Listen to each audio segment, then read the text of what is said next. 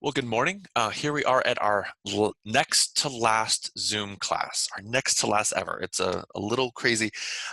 So my goal today is really to make sure we kind of know where we're going. I'll go over in depth kind of a checklist of exactly what you have left still to do. We'll talk quite a bit about revising Essay 3, since I think most of you have already written and submitted a draft of that already. And then at the end, I do want to hear your questions. You can ask any questions you want in the middle, of course. You can always interrupt out loud or in the chat. That's always how this goes with me. Um, but I will specifically say at the end, okay, what questions do you have about this essay specifically? Last week, right in the middle of class, we had a random, I lost my internet in the whole house for 15 minutes. So if that happens again, maybe just wait a minute or two to see if it comes back, see if I pop back in. But if not, I did get a good recording from my 10 a.m. class. So like last week, you'll be able to pop in. Morning, Avin. Morning, Pat. Glad you're here. So let's dive in. Let me talk about if this feeling of, I know in all your classes there's kind of a lot of like, what exactly do I have left to do? Well, I wrote it all out. One, this isn't as much a requirement, but a suggestion. I want to really suggest you go back through Gradebook and make sure that there's nothing that seems missing or wrong. Now, I know if you turn something in just the last week or so, maybe I just haven't got to it yet. But if there's something old that you're like, I would have thought that I would have got a grade on that by now, or he put that out as a 0, but then I did turn it in later. Why didn't I get an update? It's always okay to check on that with me, to email me and say, hey, Dr. Stedman, I think you might have made a mistake there. I do that kind of very careful redo before I submit final grades. So I will do that kind of careful audit. But it's always, I think, in your best interest to kind of be looking at that too. So keep your eye open. I would put that on your list, something to do. I think you all know that Essay 3 would have been due this week, but instead we moved it to the Monday before Thanksgiving. So that's 5 days from now. Remember, when you turn that final draft in, you'll also turn in that brief reflection, right? The same questions as before. How did you write it? Where were you? What kind of sort of things? What do you feel good about? What do you feel bad about? I always read those right before I read your final version, and often it kind of gives me a little insight into like, oh wow, they didn't like this part that I really loved so much, or oh, okay, I see how they were struggling there, but I see how they improved it from the draft. Knowing kind of how you feel and how you're thinking and how you wrote it kind of puts me in the right frame of mind to remember that this isn't just some random anonymous work on the page. This is your work that needs to be honored as a real person who wrote it. So it helps get me in that place. So I love reading those. Please keep doing that. There's also 2 new things that are available on Canvas as of today. The first one is I am going to ask you to do 3 surveys. I know 3 seems like a lot. Let me show you why, and let me show you how I'm going to try to entice you to do that. So if I go over here to Canvas, right now is week 14. The 2 days of next week are week 15, and then it's Thanksgiving and finals week after that. So at the very, very bottom, you'll see the 3 surveys to complete. And I describe what they are and tell you how to get to all 3 of them here. Let me just kind of really briefly explain what these are. The first one is the official course evaluation that you'll do for every class at RU. Maybe you've had your first year advisor or other people tell you this, so I'm sorry if I'm just repeating it. But essentially, at the end of every class, you fill out a survey that really gives you a lot of power. That's really why we do it. It's a way for you to say, you know what?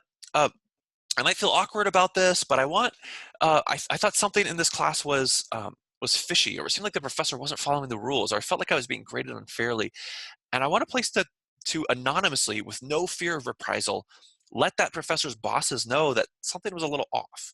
So it is partly that. It's a way for you to have a voice.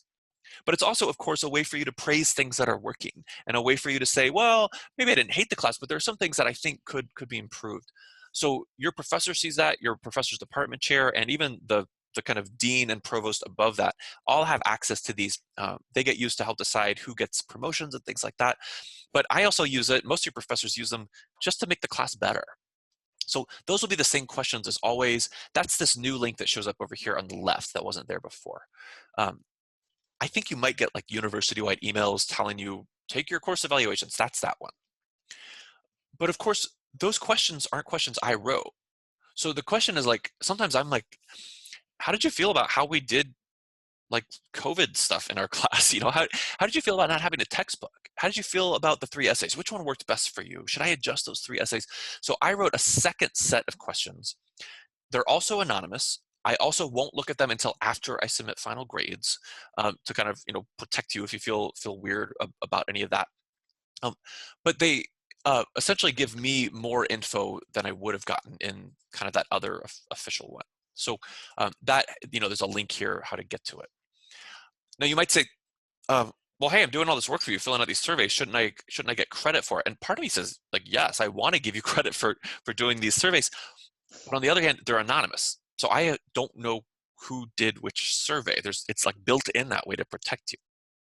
So what you'll see is what I'm asking you to do is to do all three of these and to just go to this page and click submit assignment and to just type like, I did all three of the surveys. Once you do that, obviously be honest. Once you do that, I'll drop your lowest small assignment grade for the semester. So you have until the Wednesday finals week. You have a while to do this, but please do eventually. You'll see the last one, it's just like a one question form that says, hey, can I anonymously use your writing when I'm teaching RHET 101 in the future? You get to say yes or no. There's no ramification. Again, I won't read these until after I submit final grades. I don't really care, but you know how good it is, right? Sometimes when I share an essay and it gives us something to kind of talk about, oh, did you notice how their intro was good or bad? I'll never say who you are. I'll never say what grade you got. But if you fill that survey out, I may or may not use your work in the future. Avin is writing in the chat. I just looked at them and two of them don't show up yet. Avin, can you say more? Because I actually thought that they were all available right now. So that actually surprises me. Yikes. I know he's probably typing. Kind of regardless of what he says, I'll look into that. I thought they were all open, but really you don't need to do this until the Wednesday finals week, which is 2 weeks from now. So maybe that'll be okay. What's tricky is that they're all kind of hosted in different places, right? This one is kind of, you get to it through here. This one is kind of a Canvas quiz that, let me just try it. I thought would work. Oh, it does say access denied. Interesting. All right, let me see what I can do. And the last one's just a Google form. I'm going to write that down. Check quizzes. Okay, Pat says there aren't any available surveys. When you click that, does it say, is that when you click the left one, when you click the course evals? So that one is controlled by the school. So it's possible that the school hasn't actually turned those on yet. It is sometimes this is a little early to do them in some cases, but since the semester is so short, I don't want you to forget over Thanksgiving. I'm telling you about it now. So my strong guess is that will start working pretty soon, but I'll double check. I'll make sure. Thanks for that. Okay, so that's 3 of the 4 things left. I know this is sounding like a lot, but so far it's nothing new. It's not that hard. But I do want to really briefly tell you about this final reflection video that you haven't heard about until now. And again, if I'm in Canvas and I go way to the bottom, it's that final link. Now, what this is you remember all semester long and on the syllabus, we talked about how you were going to have an e-portfolio, like a final reflective website that you were going to make where you collected all your stuff and kind of wrote like a long reflection essay. And I realized, we talked about this a little last week, that was a lot in this crazy COVID semester. So what I did was I changed it in a way that I think will still achieve the same purposes of thinking in your mind, but will still be a lot easier to do quickly, and will, I think, almost guarantee you a good grade. So I feel really good about this. I hope you will too. Let me just show you the overview, but we'll talk a lot more about this in next week's Zoom, on our final Zoom class. Will be the focus. But essentially, you know that I care about reflection. You know that I'm always asking you to say, not just here's my essay, but here's my essay and kind of what I thought about and how I did it and how I can improve. I think that reflection is so crucial to being a better writer. So instead of asking you to write another essay, I'm asking you, this might seem weird, to record a 5-minute video where you talk to your future self.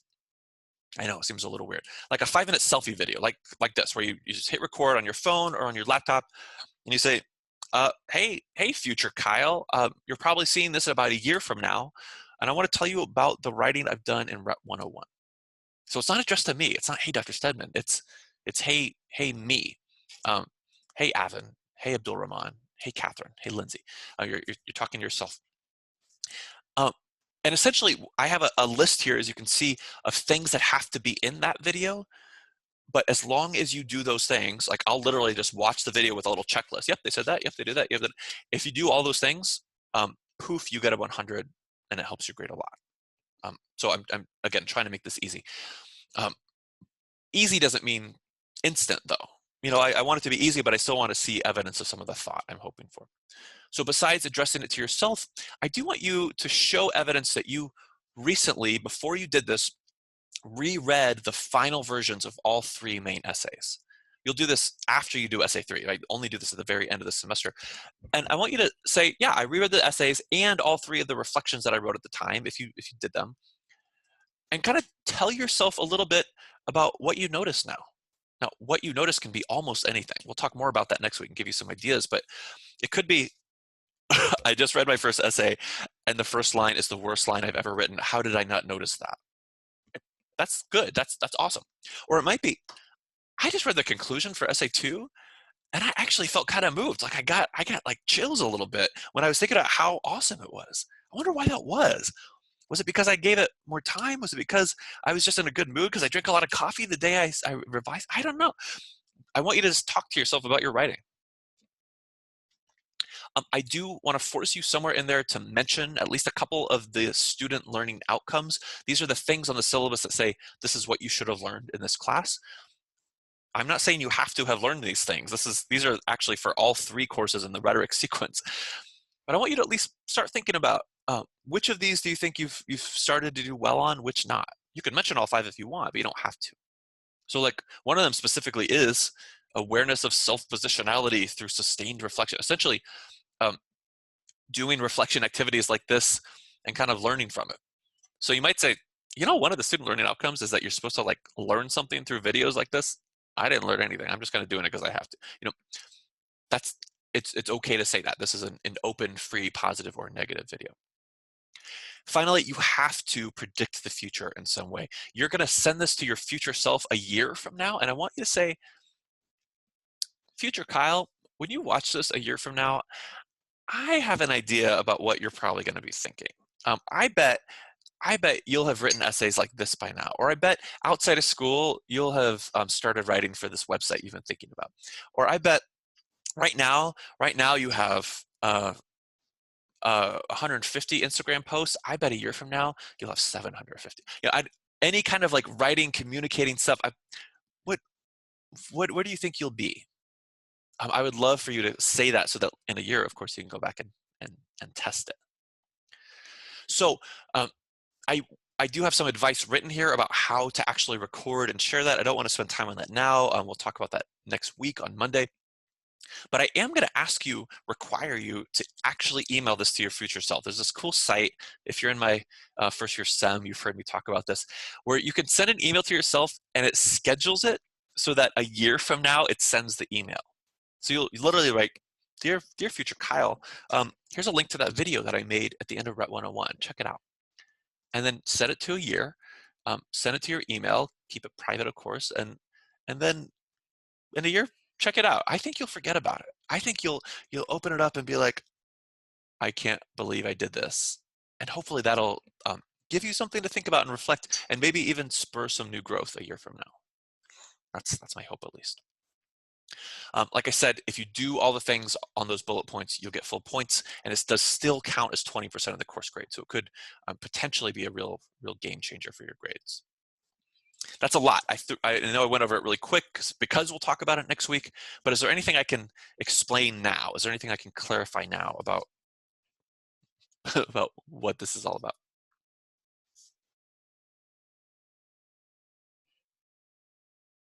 I'm just pausing in case anyone is typing in the chat,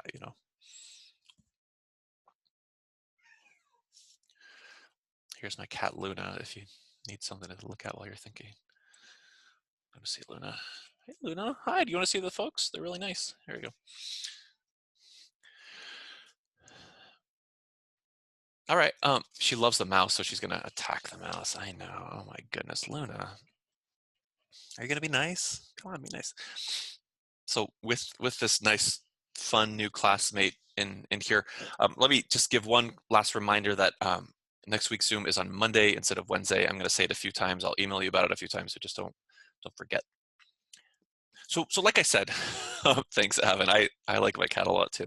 I've always liked cats more than dogs, but it was when I got a cat that I was like, this is the best. Um, she's very fun. Literally, have I told you this? My wife went to Noah's Ark downtown, the shelter, and like literally picked up every single cat in there. And the one that was the most cuddliest, that most liked being held by her, she was like, that's it. That's the one we're getting. And it worked. So can I make a transition between cuddly cats to revising? I'm trying. I don't know. Um, Transition or not, what I want to do is talk a little and do a little bit of exercising about revision. And let me tell you where this came from. I'm in my RHET 351 class. We're reading this book called Rewriting: How to Do Things with Text. It's a book that's all about using sources and how to incorporate sources into your writing well. Of course, we're doing some of that in this essay, but it's not like a focus of the class. Um, and I was reading this and teaching it, and I was like, my RHET 101 students need this. And the more I thought about it, the more I was like, no, really, like I've read all of the drafts that have come in, or at least most of them so far. And, of course, I have some ideas about a few things that could be strongly improved. And I kept seeing more and more of that show up. So what I want to do is share some of Harris's ideas that I think apply to you, and walk you through some exercises I think to improve them. Yes, Luna is attacking the screen again. So let me start by talking about how he defines revising versus editing before we do our first exercise. I know I haven't defined what those words mean to me. I know you hear sometimes people talk about revising and editing and proofreading, and there's all these words. Here's how he says it. He says revising before. Well, hold on. If you do editing before revising, it's like waxing a car that needs engine work.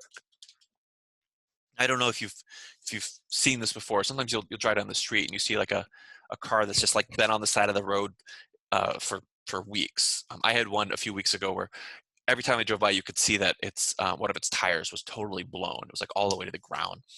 And every time I drove by, I kind of be like, let me see. Oh, nope, still blown tire. Nope, still a blown tire.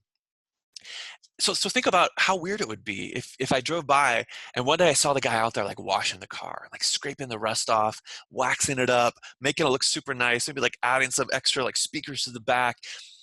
I would be like, that's cool and all, but I hope you have a plan to like actually make it drivable, Uh, so the idea, as I think you can understand, right, is that when I say revising, I mean like bigger picture stuff, like fixing the organization, helping the main point shine through. All those things that even like clarifying confusion. All those things that a reader might read and be like, I'm intrigued by the ideas, but the way you're walking me through the ideas is leaving me confused or not sure I'm getting this. And I'm distinguishing that from editing, which I'm saying is the sentence level stuff, the making the style sound more concise, more like your voice when you say it out loud, more beautiful, more interesting, and of course also more correct, putting your commas in the right place, not having the run-ons we keep talking about. So I suspect that sometimes you write your first draft. I've actually seen this, right? You turn in that first draft because I make you. And then I'm like, all right, you've got a week to revise it. I give you some suggestions. Everyone else gives you some suggestions. And then you go back and you're like, every little thing you did was editing. Every little thing was just like washing and waxing the car when it really doesn't even run yet. And I know how frustrating that could be for you. Like sometimes people put a lot of work into their editing. Sometimes people turn in the final draft and they're like, either I didn't understand the revision stuff that you were asking for, or it was too much work, or I didn't have time. You don't know how busy I am, or I got COVID, who knows? So I didn't do that. I just cleaned up every single little sentence, but left every sentence where it was. And then sometimes it's like, I hope that got me a great grade. And sometimes it still doesn't, because the ideas grade, the organization grade, the evidence grade, those are usually based more on, did you do the revision work? So the things I want to talk about here today from Harris's book are really suggestions to help you do that kind of revising, that sort of revision, that sort of, let me look at my essay again to make sure that it's organized clearly and that it's focused on my main point and that it's not confusing. So as you can see, the first suggestion I have is to write an abstract. So I want to explain what I mean by an abstract, and then I'm going to give you a second to actually do this and maybe even share. So when I say an abstract, often what that means is it's kind of another word like a fancy word for a summary, often about academic work. Like if I open up an academic journal that says, hey, here's new research in the field of writing studies, and I open it up, I don't have time to read that whole journal, right? Like there's so much research being published all the time. But every article will have a little abstract at the beginning, a specific kind of summary that will help me know, here's the project of this essay, here's what it's trying to get at, here's how it's going to prove its point, and here's what it's going to prove. So it gives me a sense of kind of what this author is talking about, and sometimes it even lets me kind of know what people are talking about in the field, even if I don't take the time to read the whole thing. So what I want to suggest is that in your abstract that you write now, for a short essay like this, I think it only needs to be like 3-ish sentences long. No, it can be 2, it can be 7. I mean, that's not like a rule. But I want to see, could you, in 3-ish sentences, can you summarize all the things you do in your essay in order? As it currently stands, or maybe as you think it should stand. You see the difference, right? Like maybe you need to, like, right now open up a draft of your essay, maybe like in another window you could be doing that, and kind of go, all right, what do I walk through in order? What are the points I make? What are the arguments I make? How do I blend my personal story with the public story and move that into an argument about what I want to see change? But maybe you could kind of already know, or maybe you're like, my draft is such a mess, let me just kind of write an abstract of kind of like a dream essay of what I think it should be. So we're using writing an abstract as like a midway revision tool. I know, like when we see it in like an academic journal, that's like it's summarizing something that's already done and published and edited and perfect. We're not doing it that purpose. We're doing it as a way to speak to ourselves and say, what gaps do I see here? I want to strongly suggest, or ask you right now at least, to try to write it in the present tense with a lot of I blank phrase, I verb phrases. Like, let me just write a few, like maybe I argue, I recommend, I suggest, I share. All these things that you do in the essay, in the draft of your essay that's here. What do you recommend, Luna? What do you suggest? I know I agree. So let me give you a second to read these 2 suggestions, and then I'll say a couple things, and then I'll finally be quiet and let you do it. So read these 2 suggestions of abstracts. These are fake ones that I wrote about hypothetical essays. They're not real. They're not any of yours.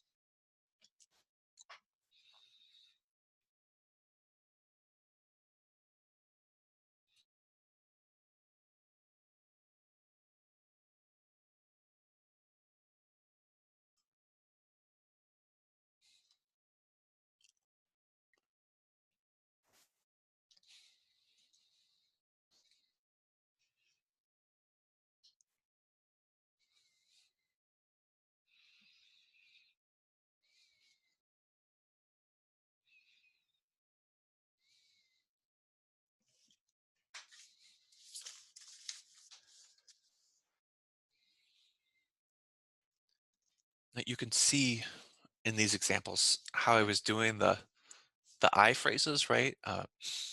I share in the first one, and then I share. What I think is really crucial here is that I didn't just say I share throughout the whole thing. Like, an abstract of this essay probably shouldn't be, it's probably a bad thing if the whole thing is I share this, I share this, I share this, I share this. Because in the end, you need to be doing more of the convincing. I'm going to convince people. I'm going to recommend. I'm going to say what should happen. Like, I want to persuade you about what should change. I want to make some claims. I know that's not exactly, it's not an I phrase exactly, but it still kind of has a claim that I'm making. So I think as you're writing this, maybe think about where in your essay are you doing let me get you up to speed on what's out there, on what happened in my own life, but then let me make it really, really, really clear with my verbs what I do next. I don't always just acknowledge things. I acknowledge, but then I move from acknowledging to suggesting. Sure, I introduce stuff, of course, great. But then after introducing, I argue and I do some more suggesting. So I'm going to pause for about 4 or 5 minutes till maybe 11:32-ish, and just give you a second to try writing this on your own. If you're willing to share out loud or in the chat, I will ask for volunteers, but I won't force anyone to do it. So take 4 or 5 minutes, give it a shot.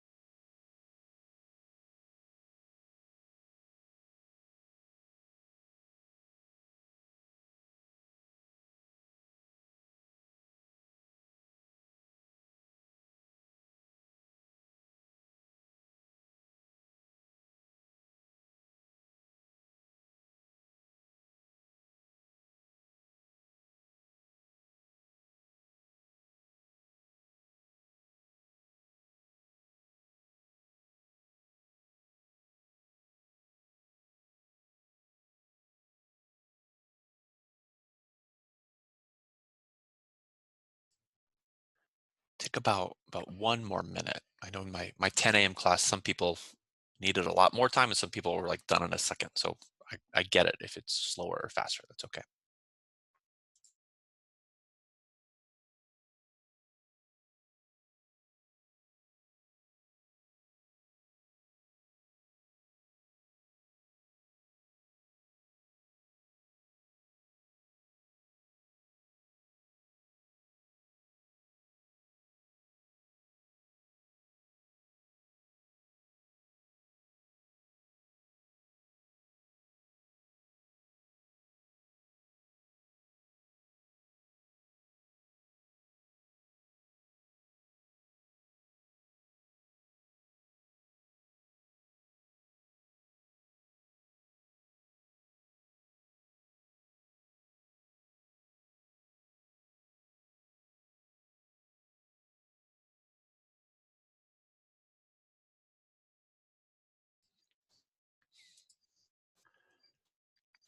So as you wrap that up, let me remind you that uh, it's a good, okay thing if this is hard to do. Often, if this is difficult, it kind of is a way for you to recognize some engine trouble in your essay that maybe could use some fixing. So I know some of these might be abstracts that actually reflect your draft as it's going, and some of them might be a little more hypothetical abstracts that are almost outlines, almost guides for you about like where you think you really want to be moving. But like I said, can I ask, is anyone here willing to share a draft either just by saying it out loud, because I think sometimes it's cool to hear what other people are doing, or by typing it in the chat. There's 6 of you here, so I think the order doesn't really matter. Whoever wants, just kind of dive in and say something.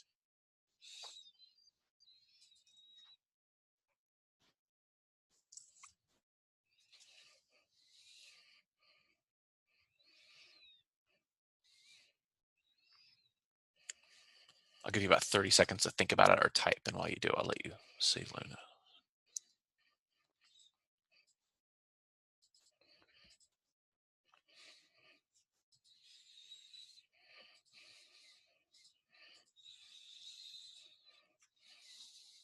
She is the queen of the house.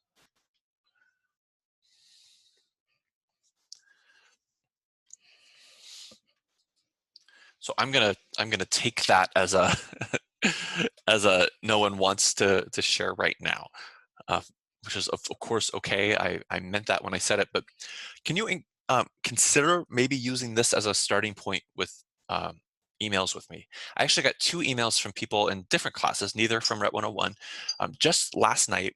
Both of them kind of in a general way saying, "Dr. Simon, I'm really struggling with my work. What am I supposed to do?" And for both of them, my response was, give me more than that. Where are you at? Is there a specific part of the assignment that you're confused by? How much have you done so far? Is there a specific thing that you feel best about? So often, like having more to tell me to guide your conversations is really strong, and maybe an abstract's a way to do it. Hey, Dr. Simon, here's the abstract I wrote in class the other day. Here's what I'm confused about. So let me kind of take this to the next level and say our second suggestion. I don't think I'm going to give you time to do it right now, but this is again from that book by Joe Harris, and Harris's suggestion is to write a sentence outline. And we've talked about outlines and even sentence outlines a little bit way back in previous Zooms, way back in the day. But let me remind you, when I say a sentence outline, I mean an outline that's either bullets or a paragraph. Now it seems weird to think of a paragraph as an outline, where every single paragraph in your draft gets a single sentence summarizing it. You know what I mean? Like, so if you have a 5-paragraph essay, then you would have a 5-sentence outline. And again, I know this is a slightly different way of thinking of the order that we usually do things. Often people say, write an outline to play in your essay. And I know a lot of you do it. I've asked you before, and you've told me about how you write outlines or don't.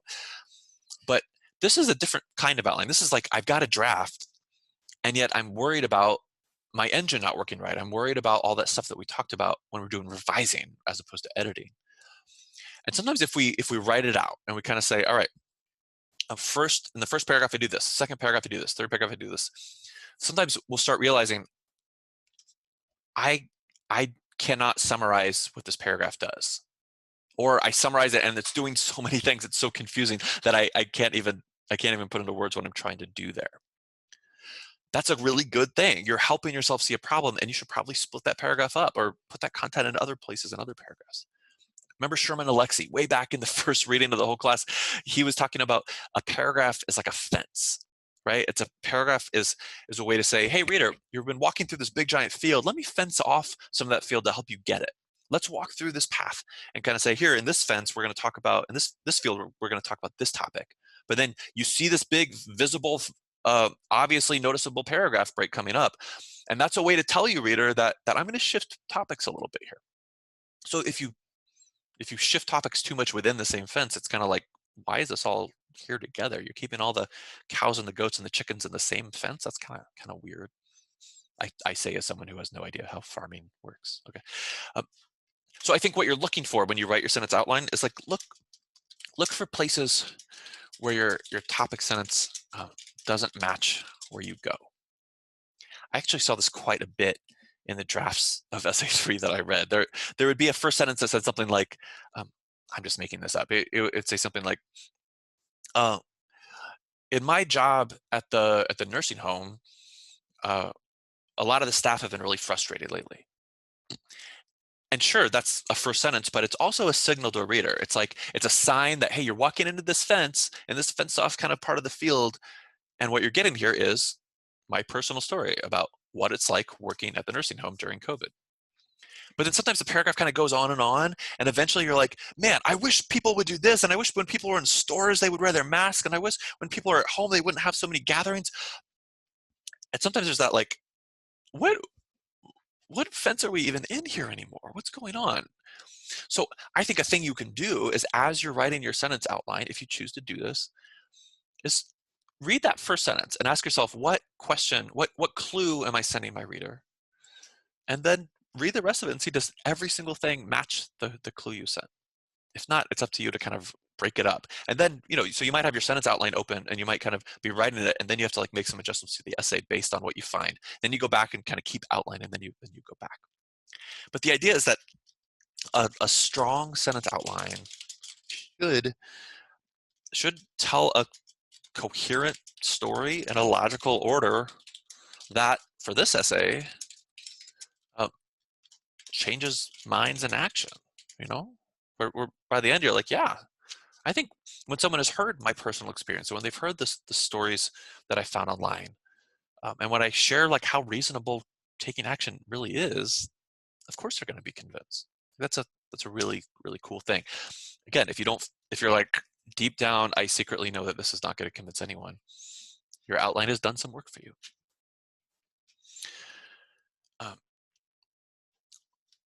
I'm hesitating because part of me wants to go on and part of me wants to stop and talk a little bit. But let me just go on, and then I'm going to ask in a minute kind of what final questions you have about this essay. Two more things I'm going to go over really quick. Joe Harris, he suggests that sometimes peer review doesn't have to be that complicated. You know how we've been doing it, like, hey, write an end comment at the end, write a whole bunch of side comments, that's all great. I really think the more conversation about writing, the better. But he says sometimes all you have to do is say, here's a physical printout of my paper. All I want you to do is, when something is strong, underline it. And when you're worried or have questions about something, underline with a squiggly line. I can't do one word here, right? And that's it. Just give me a back and give me a sense of kind of what places that I was like, oh wow, someone really liked that. Because you know how invigorating that can be. You know how that can inspire you to do something else like it later. And ooh, something here didn't make sense to them. Now, of course, if you don't talk to them, of course, you might not know what made them squiggly line it, but sometimes that's enough of a kind of a push to get you to kind of be thinking, how can I improve this? The Writing Center is open through this Friday, but only through this Friday. That means including face-to-face and by emailing stuff to writingcenter@rockford.edu. I'm going to type that just so you've got it. You email them, or if you stop by, if you make an appointment, they'll be there through this Friday. But they're students who work there. They're smart students and they're good writers and they're good speakers, but they have exams too. So we close a little earlier, so to give them time to do their own stuff. So just so you know, you can still get that feedback from someone else. Maybe there's someone in class who's given you good feedback on previous peer reviews. I don't think it's that weird to email them and say, hey, you gave me great feedback last time. Can we kind of trade essays right now? And can I do the squiggly line thing? It'll only take 5 minutes. Again, I think that's a good idea. Finally, my last one is something we've talked about a lot, so I'm just going to mention it quickly.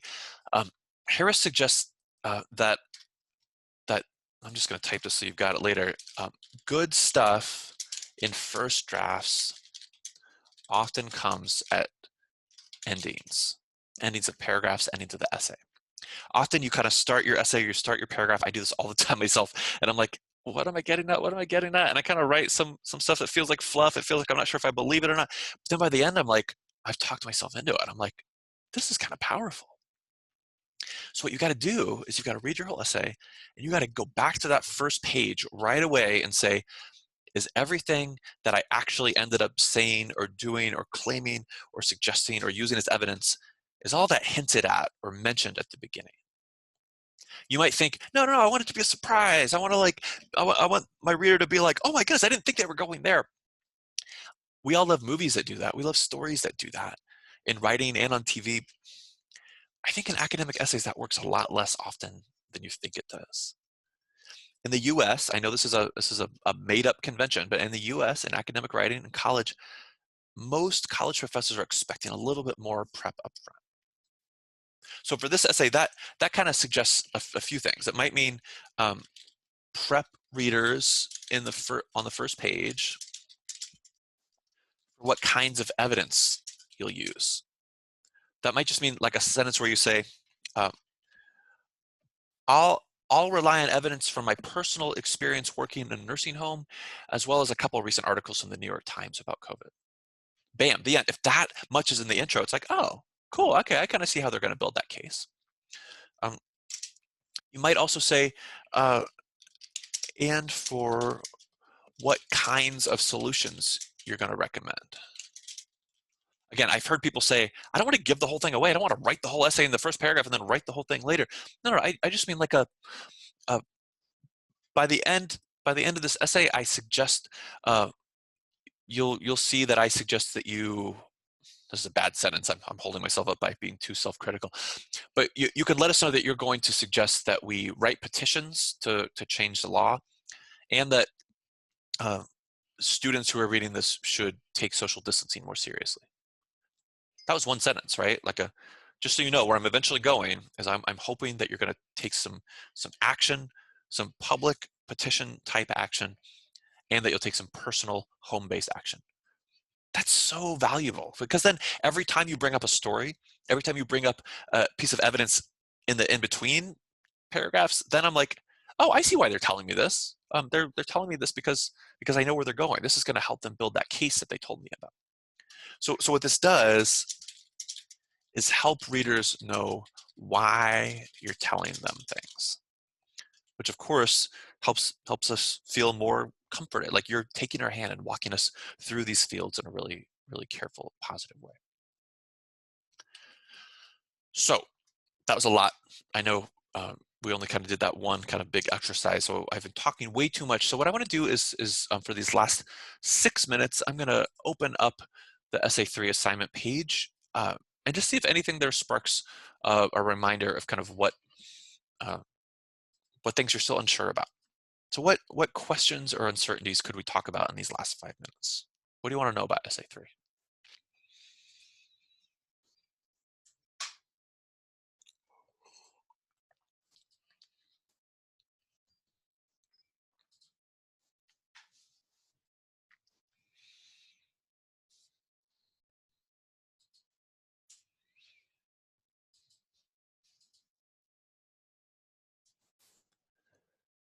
Yeah, of course I'm going back to the assignment because I think often we can kind of keep writing our assignment and keep drafting it before, and it's been quite a while since we've actually read it, right? So I think sometimes going back to the language itself is like, oh yeah, it's got to do that, it's got to do that, it's got to do that.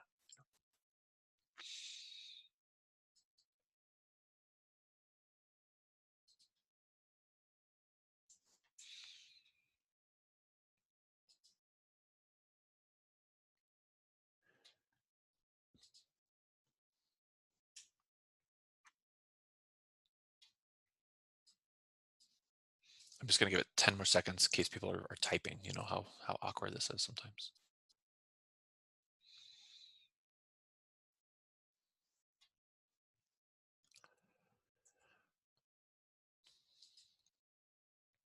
Can I say that as I read the drafts, sometimes I think people forgot this phrase, persuade a reasonable audience that's inclined to disagree with you.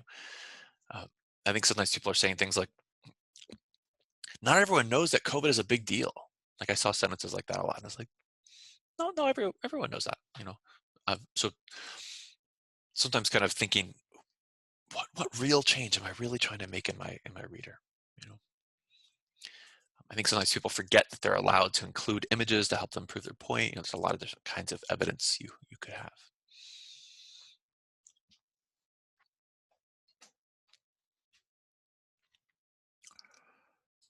Well, then the schedule, I hope, is clear. As you know, I'll post this doc and this video later this afternoon under week 14. You know, I'll see you on Monday, and you know, of course, that in these next 5 days, you can always email me and set up a Zoom, set up a phone call, just have an email exchange to check. But please, oh please, don't feel like you have to do this alone. There are people around who are definitely here to support you. So with that, I will stop sharing and I'll let you go. But thanks for being awesome. Thanks for showing up.